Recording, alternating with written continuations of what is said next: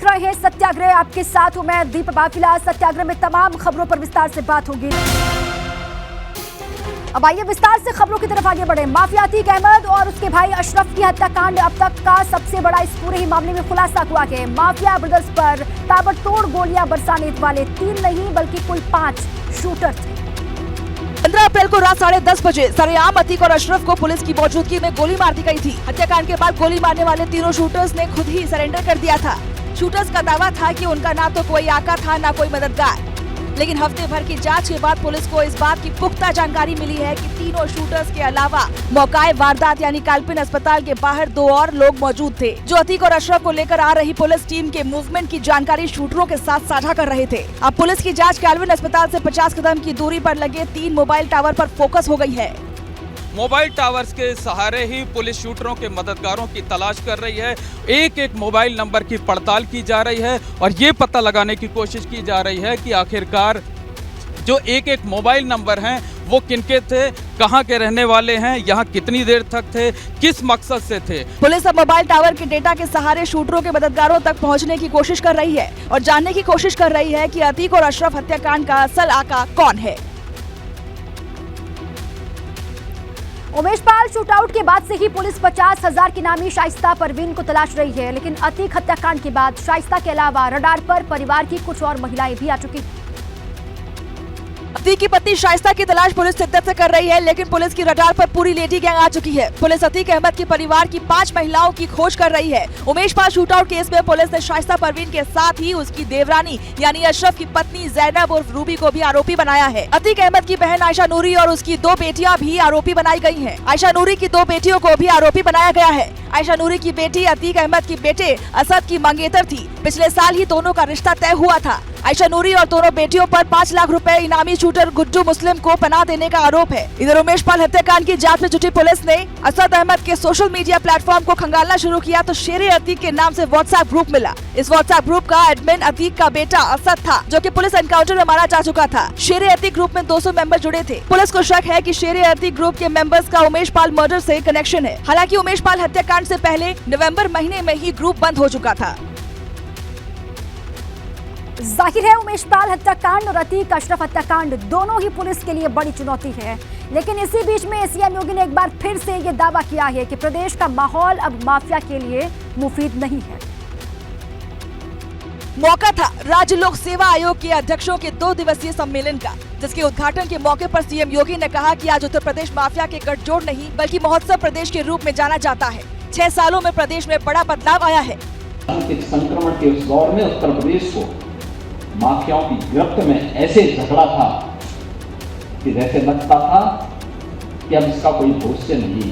प्रधानमंत्री मोदी जी के नेतृत्व में एक नई आशा और नई आकांक्षाओं के साथ देश ने बदलाव देखा। आजमगढ़ जनपद का हवाला देते हुए सीएम योगी ने एक बार फिर दावा किया कि प्रदेश की कानून व्यवस्था पूरे देश के लिए नजीर बनी है। आज प्रदेश में कोई दंगा नहीं होता। आजमगढ़ जैसा जनपद जिसके नाम से लोग घबराते थे, नाम सुनकर के ही लोग घबराते थे, आज आजमगढ़ एक्सप्रेस हाईवे से भी जुड़ा। आज वहां कोई भय नहीं है, कोई किसी भी प्रकार की कोई अराजकता नहीं है। कानून व्यवस्था के साथ साथ सीएम योगी ने सिस्टम की पारदर्शिता का भी जिक्र किया और कहा कि अब सरकारी भर्तियों में पूरी पारदर्शिता बढ़ती जा रही है, जबकि इससे पहले भाई भतीजावाद और जातिवाद हावी था। मुरादाबाद में लाल टोपी लगाकर मस्जिद में जुमा नमाज पढ़ने पर पुलिस ने सपा मेयर प्रत्याशी की लाल टोपी उतरवाई। टोपी उतरवाने का वीडियो सोशल मीडिया पर वायरल। श्रावस्ती के 193 ईदगाह और 364 मस्जिदों में पढ़ी गई नमाज। जिले में ईद की नमाज को देखते हुए सुरक्षा कड़ी। मुजफ्फरनगर में हंसी खुशी और सौहार्द से मनाई गई ईद। नमाजियों के बीच पहुंचे डीएम और एसएसपी। रायबरेली में सादगी और अकीदत के साथ पढ़ी गई ईद उल फितर की नमाज। शहर ईदगाह पहुंचकर सभी दल के जनप्रतिनिधियों ने लोगों को दी ईद की शुभकामनाएं। आगरा में ताजमहल में लोगों ने अदा की नमाज। ईदगाह, कटघर, शाही मस्जिद समेत करीब 2 दर्जन से अधिक मस्जिदों में अदा की गई नमाज। कासगंज के गंज डिंडवारा, सहावर, अमापुर, पटियाली और सोरो में ईदगाह में जाकर के लोगों ने ईद की नमाज पढ़ी। नमाज के दौरान डीएम एसपी भी वहां पर मौजूद थे। बिजनौर में सड़क पर ईद की नमाज पढ़ रहे नमाजियों को पुलिस ने हटाया। पुलिस ने सड़क से हटाकर नमाजियों को ईदगाह के दायरे में भेजा। एटा में 161 जगहों पर अता की गई ईद उल फितर की नमाज। मुस्लिम भाइयों ने मांगी देश में अमन चैन की दुआ। बिजनौर में ईदगाह की नमाज हुई सकुशल संपन्न। भारी संख्या में पुलिस बल रही तैनात। नोएडा के दादरी में अदा की गई ईद की नमाज। चप्पे चप्पे पर सुरक्षाकर्मी तैनात। ड्रोन से की गई निगरानी। उन्नाव सदर इलाके में बड़ी ईदगाह में अदा की गई नमाज। नमाज के बाद एक दूसरे को गले लगाकर ईद की शुभकामनाएं दी गई। और यहां में प्रशासन की मौजूदगी में शांतिपूर्ण तरीके से अदा की गई नमाज। ईद को लेकर पुलिस प्रशासन अलर्ट दिखाई दिया। सहारनपुर के अंबाला रोड स्थित ईदगाह में लोगों ने अदा की नमाज। सुरक्षा व्यवस्था के पुख्ता इंतजाम। ड्रोन से रखी जा रही निगरानी। अमरोहा में ईद उल फितर की नमाज को लेकर एकत्रित हुए ईदगाह पर नमाजी। लाखों लोगों ने देश के लिए अमन चैन की दुआ मांगी। आगरा में कड़ी सुरक्षा के बीच ईद की नमाज पढ़ी गई। ईदगाह पर लोगों ने नमाज अदा की। सुरक्षा व्यवस्था के लिए पुख्ता इंतजाम देखे गए। बुलंदशहर में ईद उल फितर की नमाज को अदा करने के लिए ईदगाह पहुंचे नमाजी। सुरक्षा व्यवस्था के पुख्ता इंतजाम प्रशासन ने किया। हापुड़ के ईदगाह में लोगों ने पढ़ी नमाज। भारी पुलिस बल तैनात। ड्रोन कैमरे से नजर रखी गई। इटावा में ईद की नमाज पूरे हर्षोल्लास और शांति से अदा की गई। भारी पुलिस बल मौजूद रहा। गाजियाबाद की लोनी ईदगाह में ईद की नमाज पढ़ी गई। सुरक्षा के पुख्ता बंदोबस्त। कानपुर के बड़ी ईदगाह में लोगों ने नमाज पढ़ी। जिलाधिकारी और कमिश्नर मौके पर मौजूद रहे। देहरादून में भी पुलिस सुरक्षा के बीच नमाज पढ़ी गई। एक दूसरे को गले लगा करके ईद की मुबारकबाद दी गई। मुजफ्फरनगर में ईद उल फितर को लेकर प्रशासन ने सुरक्षा के कड़े बंदोबस्त किए। नमाज के दौरान पुलिस ने ड्रोन कैमरे से की निगरानी। रुड़की में ईद उल फितर पर लोगों ने नमाज के बाद एक दूसरे को ईद की मुबारकबाद दी। त्योहार को लेकर प्रशासन अलर्ट। जालौन में छप्पर गिरने से बड़ा हादसा। मां समेत 2 मासूम बच्चों की हुई मौत। ईद की खुशियां मातम में तब्दील। उलरई कोतवाली क्षेत्र के मोहल्ला लहारिया पूर्वा की घटना। मऊ में खड़े ट्रैक्टर में ट्रक ने मारी जोरदार टक्कर। ट्रक ड्राइवर गंभीर रूप से घायल हुआ। अस्पताल में भर्ती। बागपत में हाईटेंशन लाइन की चपेट में आकर कंटेनर में लगी भीषण आग। चालक ने किसी तरह कूद करके जान बचाई। बड़ौद कोतवाली के बिजरौल रोड पर हुआ हादसा। जालौन में बीती रात कागज फैक्ट्री में भीषण आग लगी। आग लगने से लाखों का नुकसान हुआ। दमकल विभाग ने पाया काबू। लखीमपुर खीरी में धू कर जली कार। शॉर्ट सर्किट बताई गई वजह। गोला लखीमपुर मार्ग की घटना। उन्नाव में ट्रैक्टर ने बाइक सवार को मारी टक्कर। बाइक पर सवार एक की मौत। एक गंभीर रूप से घायल हुआ। बांगरमोह कोतवाली क्षेत्र के सुल्तानपुर गांव के पास हादसा। रुड़की के झबड़ेरा क्षेत्र में पुलिस ने गैस टैंकर से रिफिलिंग करते हुए 3 लोगों को गिरफ्तार किया। मौके से 8 गैस सिलेंडर बरामद किए गए। कुशीनगर में फंदे से लटकता हुआ युवक का शव मिला। परिवार ने हत्या की आशंका जाहिर की। पुलिस ने शव को पोस्टमार्टम के लिए भेजा। उन्नाव में भाजपा विधायक को मिली जान से मारने की धमकी। एसपी उन्नाव के सीयूजी नंबर पर फोन के जरिए धमकी दी गई। बदायूं में बिजली कटौती से परेशान शिकायत करने पहुंचे शख्स के साथ बिजली कर्मियों ने की बदसलूकी। बिलसी थाने में केस दर्ज हुआ। नोएडा में सूरजपुर कोर्ट ने हत्या के मामले में नाबालिग को निर्दोष दिया करार। पत्नी ने प्रेमी के साथ की थी पति की हत्या। अग्निवीर भर्ती के नाम पर लाखों की ठगी करने वाला फर्जी मेजर गिरफ्तार हुआ। आरोपी के पास से मेजर की वर्दी, 2 मोबाइल फोन, 2500 रुपए कैश बरामद। संभल में बीजेपी नेता धर्मपाल सिंह ने विपक्ष पर साधा निशाना। कहा अतीक की हत्या विपक्ष ने करवाई है। कुछ गंभीर राज खुलने वाले थे इसलिए विपक्ष ने उनकी हत्या करवाई। अमरोहा में मुख्यमंत्री के दौरे को लेकर प्रशासन अलर्ट। 24 अप्रैल को जवान जनसभा को संबोधित करेंगे मुख्यमंत्री। अमरोहा के जोया रोड पुलिस लाइन में होगी जनसभा। अयोध्या में सपा के प्रत्याशी आशीष पांडे ने मेयर पद के लिए 2 सीट पर किया नामांकन। कहा हमारी पार्टी का मिशन विकास है। गाजियाबाद में निकाय चुनाव को लेकर आम आदमी पार्टी की तरफ से मेयर पद की प्रत्याशी जानकी बिष्ट ने नामांकन किया। कहा चुनाव में जीत हासिल होगी। अमेठी में कांग्रेस प्रत्याशी अरुण मिश्र ने कराया नामांकन। कांग्रेस जिलाध्यक्ष और कई नेताओं की मौजूदगी में नामांकन किया।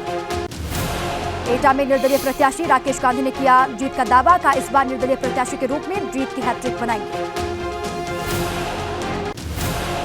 गोंडा में नगर पालिका से 2 और नगर पंचायत से 3 सभासद में निर्विरोध जीत हासिल उन दोनों ने कर ली है। लोगों ने जीत हासिल करने की खुशी में ढोल नगाड़े बजाए। गोंडा में नगर निकाय चुनाव को लेकर सांसद ब्रजभूषण शरण सिंह ने की रैली, भाजपा प्रत्याशियों के समर्थन में रैली की। भदोही में नामांकन के दौरान हेराफेरी, सपा के सिंबल पर कांति देवी ने किया नामांकन, सपा ने तरन्नुम आरा को प्रत्याशी बनाया था। फतेहपुर में प्रदीप गर्ग ने बसपा का साथ छोड़कर बीजेपी का दामन थाम लिया है, बीजेपी कार्यालय में पार्टी ज्वाइन की। हरिद्वार में चारधाम यात्रा के निःशुल्क पंजीकरण में ट्रैवल एजेंट यात्रियों से रजिस्ट्रेशन के नाम पर ठगी कर रहे हैं, डीएम ने नाराजगी जाहिर करते हुए एसपी सिटी को मामले की जांच सौंपी। रुद्रप्रयाग में बाबा केदार की पंचमुखी चल विग्रह उत्सव डोली पहुंची फाटा, यात्रा के साथ हजारों की संख्या में चल रहे हैं भक्त। अक्षय तृतीया के मौके पर गंगोत्री धाम के खुले कपाट, ग्रीष्मकालीन के लिए श्रद्धालुओं के दर्शन के लिए कपाट खुल चुके हैं। सीएम धामी ने यमुनोत्री धाम में श्रद्धालुओं को भेंट किया प्रसाद, रामदाना से तैयार किया गया है प्रसाद। इटावा में कोर्ट से गायब नायब तहसीलदार संदीप सिंह की पत्नी कुर्सी पर बैठी जमीन संबंधित मामलों की सुनवाई करती हुई नजर आई, वीडियो वायरल हुआ। गोंडा में वन विभाग ने कड़ी मशक्कत के बाद तेंदुए को पिंजरे में कैद किया, थाना छपिया इलाके के शीतलगंज गांव का मामला। कर्नाटक के बीदर में बीजेपी अध्यक्ष जेपी नड्डा का रोड शो, बड़ी संख्या में इकट्ठा हुए लोग, कांग्रेस और जेडीएस पर बरसे जेपी नड्डा। कर्नाटक के चुनावी रण के लिए बीजेपी ने झोंकी ताकत, देवनहल्ली पहुंचे गृह मंत्री अमित शाह, भारी बारिश के चलते रद्द हुआ रोड शो। कांग्रेस नेता राहुल गांधी 27 अप्रैल को जाएंगे उडुपी, कर्नाटक विधानसभा चुनाव के लिए करेंगे प्रचार। कर्नाटक बीजेपी ने चुनाव आयोग से मिलकर कांग्रेस की शिकायत की, कहा उम्मीदवारों को बी फॉर्म बांटकर उनसे पैसे लेकर आचार संहिता का उल्लंघन कर रही है कांग्रेस पार्टी। कर्नाटक बीजेपी के नेता केएस ईश्वरप्पा का बड़ा बयान, कहा जेपी नड्डा और पार्टी के बड़े नेताओं ने रिटायर होने के लिए कहा था, इससे पहले ईश्वरप्पा ने अपनी मर्जी से संन्यास की बात कही थी। कांग्रेस ने कर्नाटक चुनाव के लिए अपने उम्मीदवारों की लिस्ट जारी की, स्टार प्रचारकों की लिस्ट भी आई सामने, सूची में पूर्व सीएम अजित पवार का नाम नहीं। बीजेपी नेता सुधांशु त्रिवेदी ने कहा, इमरान प्रतापगढ़ी का कांग्रेस के स्टार प्रचारकों की लिस्ट में शामिल होना दुखद है, कांग्रेस का असली चरित्र मुस्लिम तुष्टीकरण का है।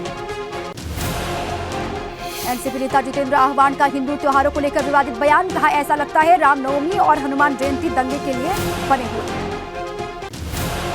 शरद पवार और कारोबारी अडानी मुलाकात पर एनसीपी नेता जयंत पाटिल ने फिलहाल कुछ कहने से इनकार किया, कहा अभी नहीं, समय आने पर बोलूंगा। एनसीपी नेता अजित पवार ने फिर की पीएम मोदी की तारीफ, कहा पीएम के करिश्मे की वजह से बीजेपी का देश भर में विस्तार हुआ। शहीद लांस नायक देवाशीष बसवाल के परिवार को मिलेगी 25 लाख रुपए की आर्थिक सहायता, ओडिशा के सीएम नवीन पटनायक का ऐलान। सीएम भगवंत मान ने पुंछ हमले में शहीद हुए पंजाब के 4 जवानों के परिवारों को 1-1 करोड़ की आर्थिक मदद का ऐलान किया, हर परिवार से एक सदस्य को मिलेगी सरकारी नौकरी। दिल्ली के सीएम अरविंद केजरीवाल का ट्वीट, कहा देश के लिए बलिदान देने वाले जवानों पर गर्व है, मुश्किल घड़ी में हम शहीदों के परिजनों के साथ खड़े। जम्मू कश्मीर के पूर्व सीएम फारूक अब्दुल्ला का पुंछ हमले पर बयान, कहा जिस जगह हमला हुआ वो सीमा के करीब, सुरक्षा में कहीं न कहीं चूक है, इसकी जांच हो। कर्नाटक के बीदर में बीजेपी अध्यक्ष जेपी नड्डा का रोड शो, बड़ी संख्या में लोग इकट्ठा हुए। कर्नाटक के चुनावी रण में उतरी है बीजेपी, जो कि ताकत, देवनहल्ली पहुंचे गृह मंत्री अमित शाह, रोड शो रद्द हुआ। कोरोना के नए वेरिएंट को लेकर केंद्र सरकार अलर्ट, कोरोना को लेकर स्वास्थ्य सचिव राजेश भूषण ने दिल्ली समेत 8 राज्यों को लिखा पत्र।